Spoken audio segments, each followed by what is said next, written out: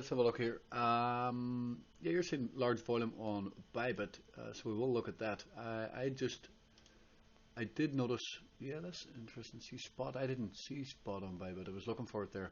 That is interesting. What I was looking at here was OKE as I was looking through different coins. You can see this is a nice rise in volume here, which is exactly what you want to see to try and find a bottom. You know, volume in theory should precede price. So let's flip to Bybit. Yeah, this is very, very nice volume. Yeah, this, so this has got this part, yeah, and it actually was a whole up at $5 or whatever that is, 550, 570, which is, you know, we're a long way off the bottom. It actually kind of reminds me of ADA here a little bit. You know, ADA was so far down that ADA ended up going to about 6 cent or 3 cent. Was it 3 cent or 6 cent? You know, down from a couple of dollars or whatever it was. So there is similarities here between ADA and Lux. So that is also very interesting.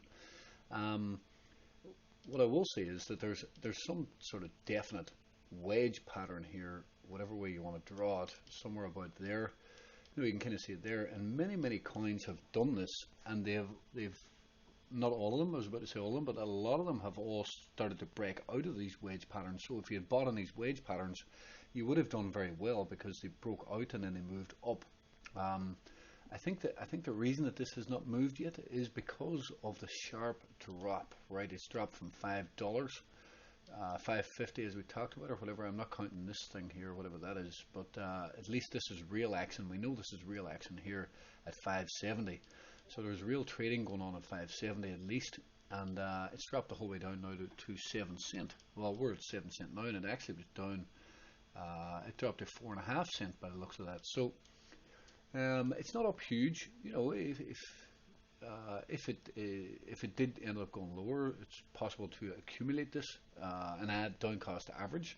Here, it's looking pretty good. I love this volume here. You know, the volume precedes price. This is a definite volume here of accumulation.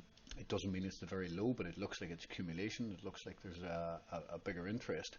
You know, these bases here, these flat bases.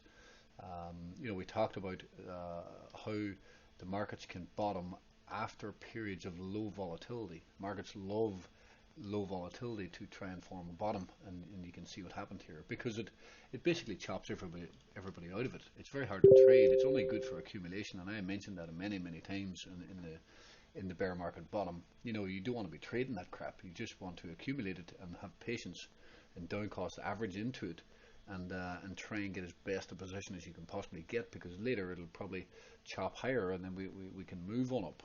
Just as it's not good for trading.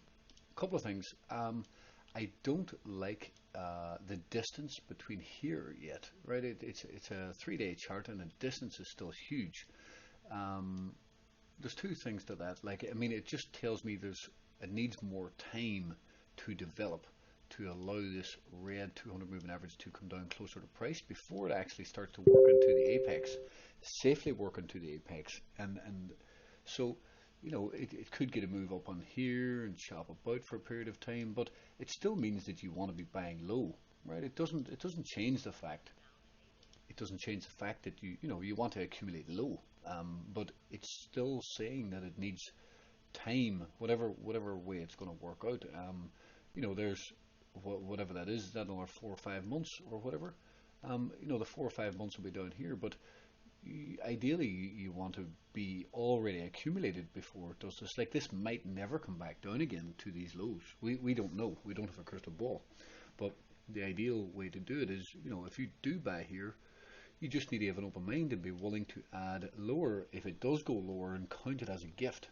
You almost, like Warren Buffett used to say, he used to buy stocks, and he used to put X amount of the position on, say whatever he had, 100 million, 100 billion, whatever it was, 100, we'll just say 100 million, maybe he put 30 million on here, and he wanted it to go lower. He wanted those good stocks to go lower so he could buy lower, and he counted it as a gift.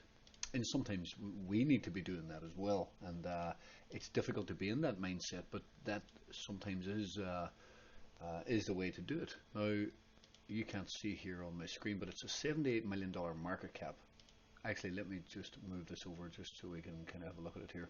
There's a couple of interesting factors here. Look at this. This is 99.9% of the supply is already on the market. Is this likely exactly why we have dropped so much? And this is likely the fact that this is likely the reason why it has not bounced so much either, because the supply must have been flowing onto the market as this was dropping over the last bear market. I'm sure they didn't. What is this stuff bobbing up? Cookies.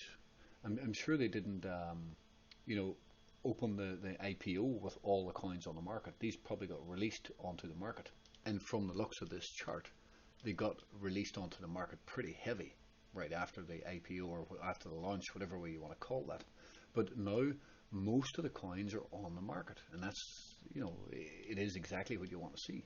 And the market cap is $78 million, and somebody's getting more interested here.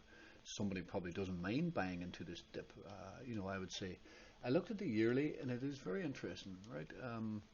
The yearly has actually, well, if we look at this drop, I mean, the drop is crazy. Look at the crazy drop here. So we had this doji candle here, but we've actually taken liquidity down below now, and we've popped up and flipped green, right? There's every possibility that this could do that. Just say it done that this year. I don't know. Maybe it'll do a lot more than that, but just say it did do that this year. Well, if it does do that this year, it looks then to, after a bullish engulfing candle, to be wanting to, to make those moves back up, for example. And now I don't know where that's going there or whatever, but that's almost a 10x up into that area, right? So what I was trying to say earlier was that to me this looks like it still needs time to develop and do what it's doing. This is dropping down into price. It'll do something like that, and then it'll start to break up. But it looks like it's taking time. But to me, this is trying to flip green on a year, and so far it's looking pretty good. And it looks good for a down cost average. If you started to accumulate here and were willing to buy lower, if it gives lower, to me it looks pretty good. And that is more than a 10x from the very low. Oh, maybe not. Did I count that wrong? Or maybe I just didn't. Yeah, well, see, the wick down there was a 10x. Yeah, I was thinking it was. So, in the bull markets, you don't have to do anything, but you kind of have to expect, there should be at least a 10x bounce from the very lows, right? So even if that's a 10x bounce from the very lows, if you accumulate it here, it's still a 6.5x up to that point. And listen, there's every possibility that this could go way higher than that, right? I actually like this level here because this is the neckline point where we broke down. You can see this large candle will need filled. So even there is a 10-12x from this point, and if you got to down cost average, you can increase that. Just say you managed, it did have another flush, and you managed to get your average right down there. Well, you can see then you're talking about an 18x up to here. So definitely very interesting, and I would suggest that the reason it's not bounced yet is because of the supply that was put onto the market, and that supply looks to be finished. There looks to be somebody trying to accumulate or do something here, and I mean, I'm still a fan of it. I do think you need to be prepared to down cost average just in case, as always with a spot position in the bottoming base of a bear market. You have to think at some point, you'll get spikes back up, and even spikes into here, or and that's what I thought of when I was accumulating mine. I mean, that's sorry, I didn't do that right. Just say you were in there. Even there's a 3x from here, 3.5x from here. My thought process was that if I accumulated coins in the bear market, right, and in this bear market, people were, again, everyone was talking about how things are going to die and the coins are not going to survive, and FTX collapsing, and government regulations, and Binance going to collapse, and all these coins might never do anything. But in that fear, when I was doing this, and when I was averaging down wherever I averaged down, my thought process was that surely at some point there's going to be at least a bounce for 1x. And if I can get a 1x bare minimum, don't get me wrong, I'm trying to hold out for 5-10x on most of my coins, But even a 1x is still successful. And you know, when I'm looking at this, you know, you should almost, I don't want to say guarantee, but you have to think at some point there's going to be a spike. You know, look at this level here. It's a big level, and this looks like a giant head and shoulders pattern, right? You know, something like this. And if we do that pattern, you know, then you have to start talking about targets of breaking up here. And after this bottoming base is finished, then you start talking about targets back up here to the 62 cent. So there's no guarantees in the market, of course, but this does look good to be averaging down into from here.